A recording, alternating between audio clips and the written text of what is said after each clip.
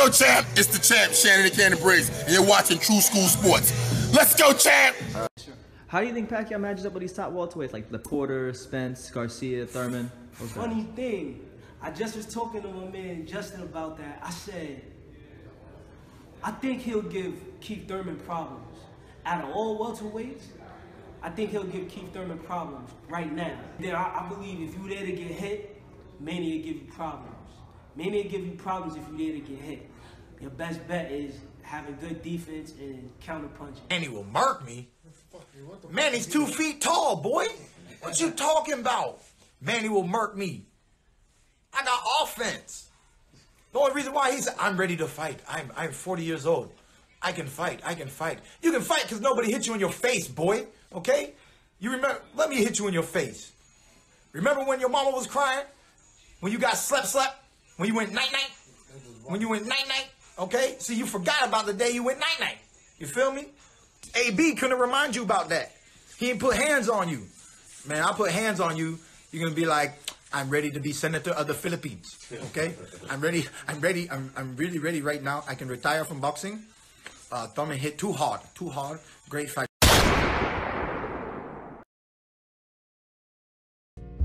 My flow, my show brought me the dough. That brought me all my fancy things. My crib, my cars, my clothes, my jewels. Look, homie, I came up and I ain't changing. You should love it. Way more than you hate it. Oh, you mad? I thought that you'd be happy I made it. Hey, what's going on? It's your boy BT. And I came here to talk some boxing with the thousands of True School Sports subscribers. Now, word to my brethren all around the world watching this video. Hope you're having a great day today. As tuning in, make sure you do yourself a damn favor and hit that subscribe button, and surely you will not be disappointed. So, big news in the world of boxing coming out today, you know, from the PBC side of things, because it's been reported that, you know, in the welterweight division at least, in the PBC side of things for the welterweights, it's been reported by Mr. Michael Coppinger, okay, Fox Sports, PBC insider. He reported yesterday, and that's why I'm a bit scared doing this video, because he proposed this yesterday, which happened to be April Fool's. But I've went ahead and I've double checked and triple checked and quadruple checked as many outlets as possible, and a lot of reliable news outlets have posted that Manny Pacquiao and Keith one-time Thurman are in advanced talks for a pay-per-view welterweight title showdown, and it's being targeted for July the 13th. No deal yet, but it is expected to be completed. So big stuff happening in the welterweight division. Manny Pacquiao in the twilight of his career, looking to really you know, close with a bang in his career. Keith one-time Thurman, you know, he's been out the ring for a long time.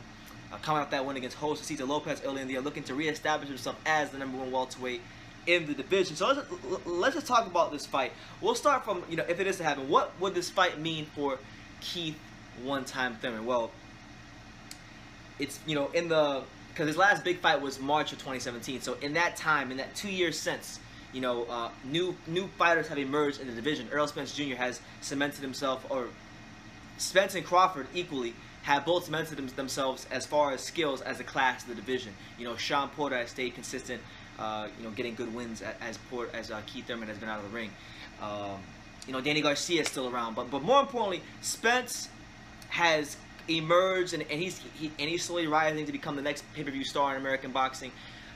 Terence Crawford is believed by many to be the most skilled fighter in the division, and that fight, as I've said many times, has a great chance to be this generation's version of Thomas Hearns versus Sugar Ray Leonard.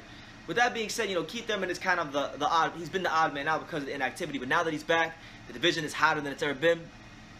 And what a way for him to announce himself back to the division by beating Manny Pacquiao. And I'll go a step further. If Keith one-time Thurman, should this fight take place, should this deal be signed, if Keith one-time Thurman is to defeat Manny Pacquiao in impressive fashion, because as I've stated many times, even at his advanced age of 40 years old, Manny Pacquiao is still a top 5 welterweight. Okay, at least you know, he's at least 5. Okay, he's still a top 5 welterweight. He's been looking impressive. He's looking pretty good against Adrian Broner. Even in the last couple of years, he's beaten guys like Jesse Vargas, when Jesse Vargas was kind of a big win against Ali, outclassed Vargas, outclassed Tim Bradley for a third time, you know, beat Jeff Horn but got robbed. So Pacquiao, and also ended Luca Batiste, beat the hell out of Batiste. So with that being said, Pacquiao has been picking up good wins and looking very impressive in a lot of his fights. And for Thurman to go in there and beat a guy like this, even at his advanced age, I think it would really it would really cement him as the #1 welterweight in the division if he gets the win, because you look at him beating Porter, him beating Garcia, and then him beating Pacquiao. I mean, it's a pretty damn good resume, and that's not even factoring in the guys like Guerrero and Bundu and the lower level guys he's beating as well. So, yeah, it's a big fight for Keith Thurman. It's a fight he's been building towards for a while, and it really brings back, if it doesn't bring back anything else, it brings back legitimacy to his boxing career, because people are still wondering, how good is he? Is he still one of the top 3 elite welterweights in the world? And that remains to be seen. So a Pacquiao fight is very important for him, and that's what it is. And the thing is too, because of how vulnerable he looked against Josecito Lopez, as you guys saw in the beginning of the video, you got people like David Sparks and a lot of boxing experts saying that Keith Thurman will lose his fight. He's probably the only top-level welterweights name. When I hear like Pacquiao versus Crawford or Spence or these guys, I hear people say, yeah, he's gonna beat Thurman. Like, it's almost for sure thing. I hear that from people. So it'd be a big win for him if he can get it. And really, if anything, this fight does a lot for his career as far as cementing himself as that top guy in the division. Now, for Manny Pacquiao, what could it do for him? It could do a lot for him. We're gonna get into that later on in the video. The style matchup, though, is very interesting, because when we talk about, Keith Thurman, we're talking about one of the most intelligent minds in the sport of boxing, and that comes out when he analyzes boxing and he commentates and he breaks down fights. He's very, very intelligent, very, very astute. It's his boxing IQ that's allowed him to win these big fights against Garcia and Sean Porter, because if he wasn't so smart, I don't think he would have been able to withstand the pressure Porter was putting on him or the counter-punching that Danny Garcia displayed in their fight. It was his boxing IQ and his ability to use his feet that allowed him to get those wins and grind it out and get those wins. So his boxing IQ has done a lot for him, but he's a boxer, puncher, high IQ, got above average power in both hands. I don't think it's quite as good as he makes it out to be, but it's above average. It gets you respect. Manny Pacquiao, being a guy who doesn't throw 1,000 punches a fight anymore, but can still throw a good 500, 600 punches and place them very well.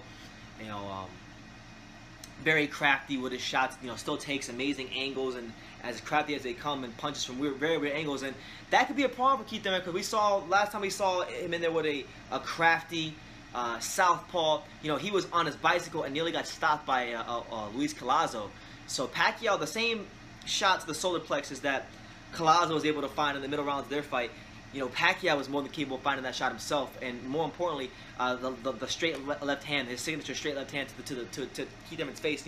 It could really get his respect, and Keith Thurman's going to be in for him, because as much as Pacquiao's speed has declined, he's still faster than most welterweights, and he's able to, really surprise people with his power. His speed is his power, and overall, it's just a very intriguing style matchup, because you got to ask yourself the question of, can Keith Thurman stay away from the left-handed Pacquiao? Can Pacquiao outbox a guy as smart as Thurman, a young prime fighter as Thurman early in his career? It's a great fight. It's a great fight, and I have no problems about it. But honestly, what I really wanted to get into during the course of this video, was from a historical context, a historical perspective. What does this mean for Manny Pacquiao if he beats a guy like Keith Thurman? Because a lot of times people say Manny Pacquiao has done everything there is to do in boxing. There's nothing else for him to prove. He can't get no much better as far as his legacy goes. And I say they're wrong. I say, you'd have to go look at some of the great fighters of yesteryear and maybe a couple guys from the modern era, and look at what they did at 40 and how their legacies have been defined for what they did at 40.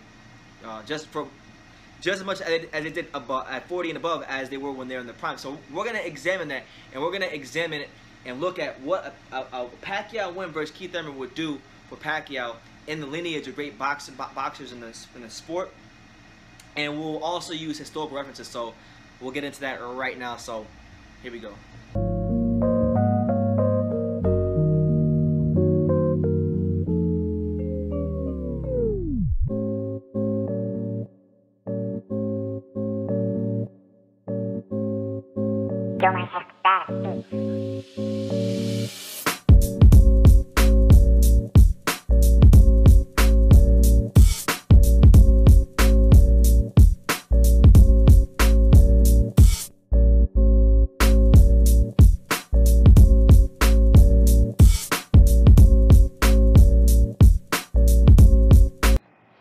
Alright, so for historical context, Manny Pacquiao's first fight was his last fight against Adrian the Problem Broner. He won it rather easily. He didn't lose too many rounds. Good win, considering he's 40 years old and considering he's been out of the ring for, at the time, what, 7 months or so. Did really, really well against Adrian Broner. But now it looks like Al Heyman, PBC, and all parties involved on that end, they're going to try to move him up to a bigger fight, and they're going to put him in there with Keith Thurman July 13th. So, if he wins that fight, we're talking about a guy at 40 years old who is a senator of the Philippines. He's not even really a full-time boxer like that anymore. And at 40 years old, he'll beat a guy who, not too long ago, was the #1 welterweight in the world and the unified champion. So, that's a very impressive win, and that's a very impressive way to, make a statement in your 40-year-old boxing career.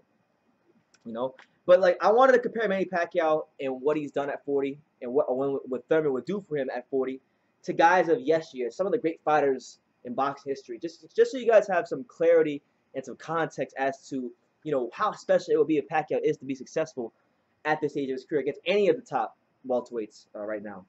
So we're going to start off with a guy who many people will believe, many boxing historians, many boxing experts believe to be the greatest fighter who ever lived, and that is Sugar Ray Robinson.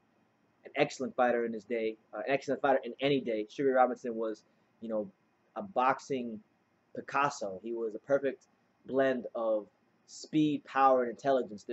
There really hasn't been that kind of blend of a fight. There's been very few fighters who can match that, triple threat of speed, power, and intelligence. Very few fighters have ever been able to blend those three qualities together quite like Sugar Ray did, which is why he was able to, win world titles at welterweight and middleweight in an era where, there was only one belt. So when you were the champion, you were the champion.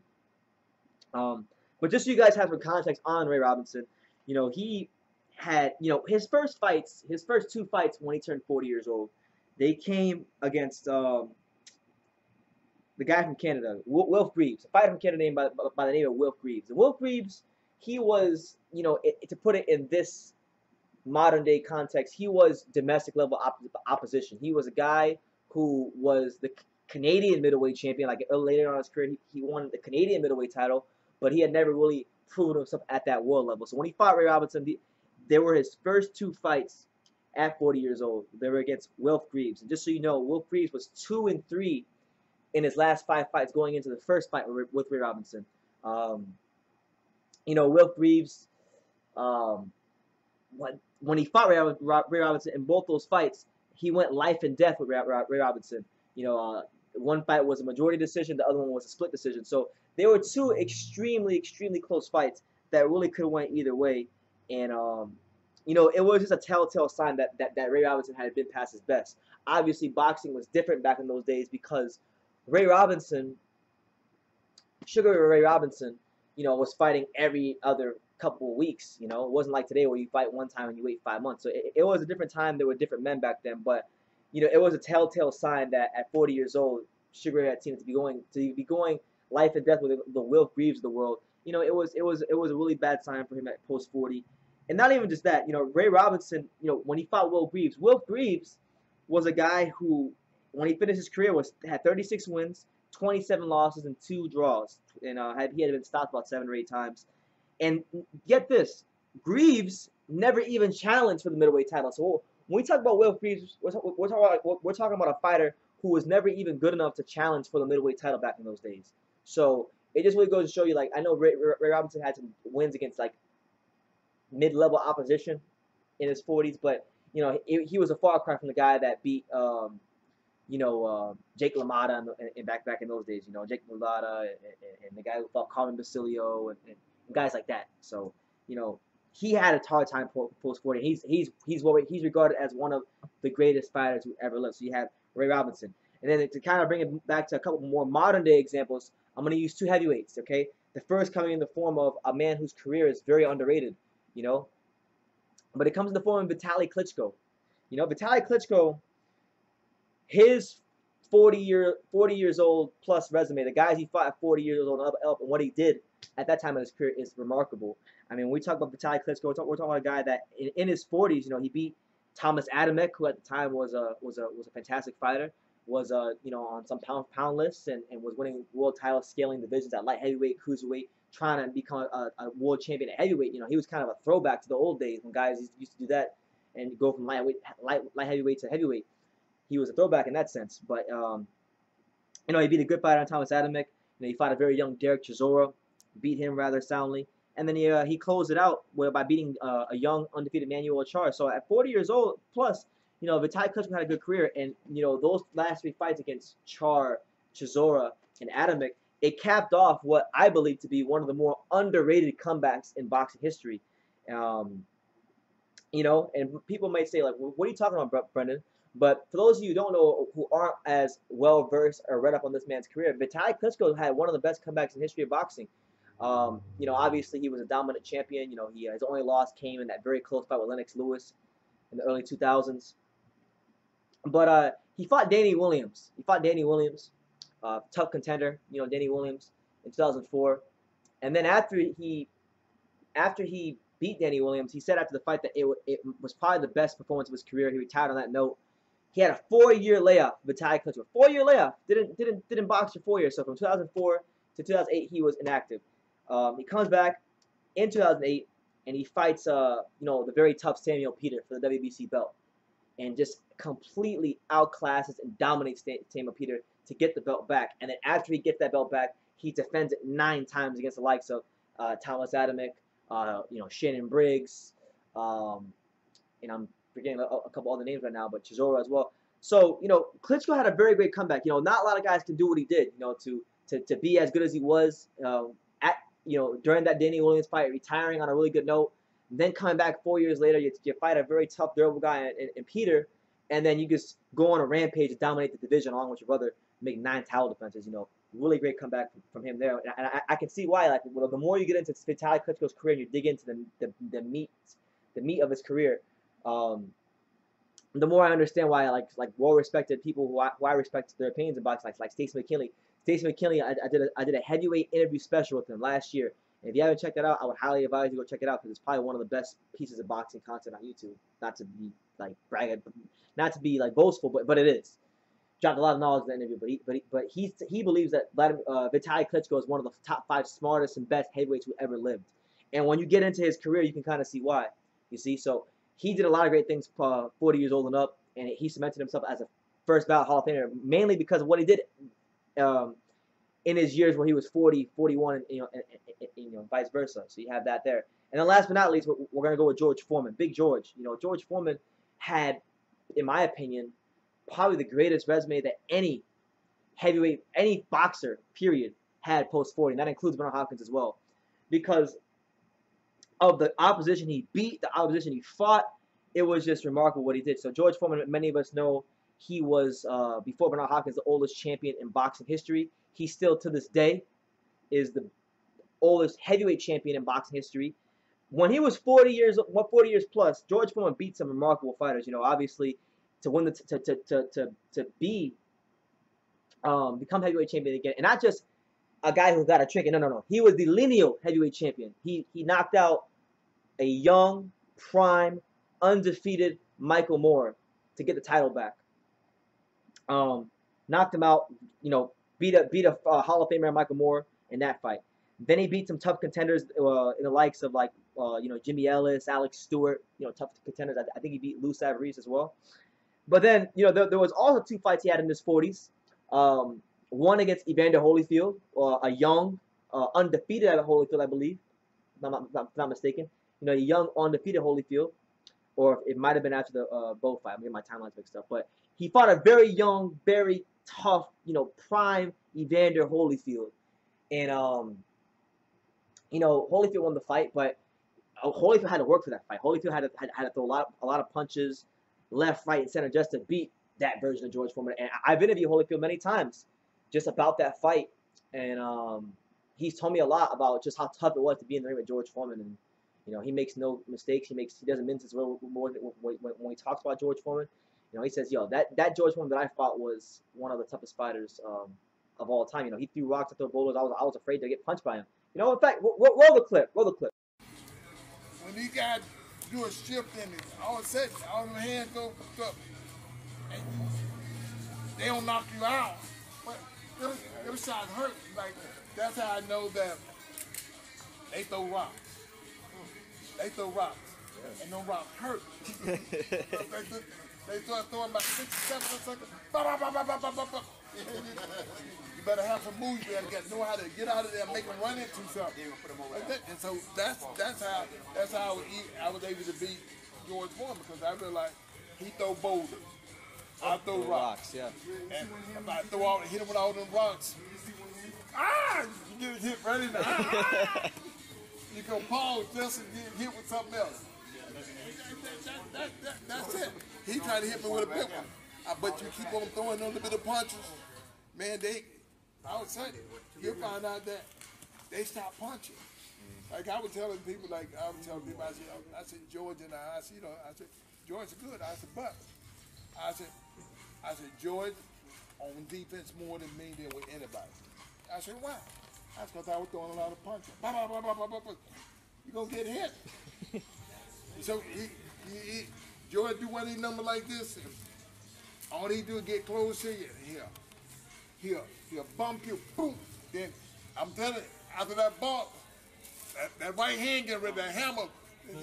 He don't care where he hit you with this part, this, he coming like this. Woo. When it gets you up like this, get your body going back like this, and then he coming up. Jab, wham! Boom, that's like it. This, so the whole big thing is that he pushed me so far back that every time he would miss me, he pushed me too hard. He pushed me too far out the way. Like this is you wasn't but that big. I don't want to say I'm like that's like a boop, but he booped me, like this, and I just had good balance. But that's shot. Every time he hit me, he always missed me. Cause usually he hit you, and he don't care if he hits you on the shoulder, back, or anything. It's All right, so there you have it. Holyfield just really putting you guys on game to how good that version of Foreman was, right? So you had that. Then Foreman fights to end his career. The last guy he fights to end his career was a young, prime Shannon Briggs. And Shannon Briggs was a talented fighter. Shannon Briggs had all the attributes to be a great heavyweight, a truly great heavyweight. Never really put it all together because I think mentally he wasn't. He didn't put it all together because of his mental state and his lack of training. His training habits weren't the best. But Shannon Briggs was a very talented fighter, and George Foreman, in many people's opinions, outboxed that young Shannon Briggs and got robbed. So a lot of people look at George Foreman as a guy who was lineal champion even when he retired. So I mean, you talk about if you give him that win against Briggs, right? You talk about a guy who beat a prime young Shannon Briggs, an undefeated prime Michael Moore. He beat Alex Stewart, tough contender, Jimmy Ellis, tough contender, Lou Savrees, tough contender, and he's put together probably one of the best resumes of all time. So to bring it back to Pacquiao, that's what he has a chance to do. He has a chance to kind of go on his own version, his own variation of a George Foreman type of run, because he beat Broner, and albeit Broner is not the creme de la creme of the welterweight division, and he's not even the creme de la creme of 140. We don't even know what the hell Broner is, because he's 140, he's 147. We don't even know what he is, but he to fight a guy like that at 40 years old and outclass him like Pacquiao outclass him, but it says a lot about him, because to be fair to Broner, the only guy that's ever outclassed Broner the way Pacquiao did was Mikey Garcia. Every other fight besides that, Broner has been in close fights or he's lost. From Porter to Granados to, what's his name? The guy early in his career he fought. Guy got gifted against on Friday Night Fights. Ponce de Leon, Paulie Malignaggi. He's been in close fights, close tough fights his whole career, and the only guy that had outclassed him to that point was Mikey Garcia. So to beat him so easily was a good win for a now 40-year-old Pacquiao. Now to put him there with a guy like Keith one-time Thurman, a guy that I think many boxing fans, if they know what they're watching, you would agree that this guy has A-level talent. The guy, is very well versed as far as his fundamental boxing skills. He's got above average power in both hands. He moves very well. His boxing IQ is up there with some of the best fighters in boxing, which is why he was able to become unified champion and win those very, very tough fights against both Danny Garcia and Sean Porter. So for Pacquiao to beat a guy like this at his age would be just it would begin to start to resemble what guys like Vitaly was doing and Foreman were doing in their 40s. And it really, I think, because I'll say it like this: I think Manny Pacquiao already, in terms of pound for pound, is one of the pound for pound top 10 best fighters who ever lived. In a win against a guy like Thurman, it's gonna climb him up that ladder, and not even just pound for pound, but among the greatest fighters ever lived. Period. You know, I would already say at the time of this video, he's already a top 50-40 fighter. You know, just what he's done. You know, being a world champion in 8 weight classes, being lineal champion, and I believe it was 4 or 5. Now to be trying to try to do what he's doing against these guys in the PBC stable, some of these top young prime welterweights. You know, it's something to behold, and he's gonna have his hands full with Thurman. But I just wanted to give you guys a historical context that Pacquiao, that this part of Pacquiao's career is not insignificant. He can still actually make his legacy greater than it already is. So, yeah, hope you guys enjoyed that. Let me know what you guys think in the comments down below about just Manny Pacquiao, this fight with Thurman, if it comes off and if it happens. And, yeah, what do you think a win against a prime young Keith Thurman would do for his career? Let me know in the comments down below. Take the time to subscribe, like I say in every single one of these videos. You can love me or you can hate me, but I'm just a kid from Dane. So until next time, take care, guys. This is Denise Estrada, and you're watching True School Sports. All right, thank you.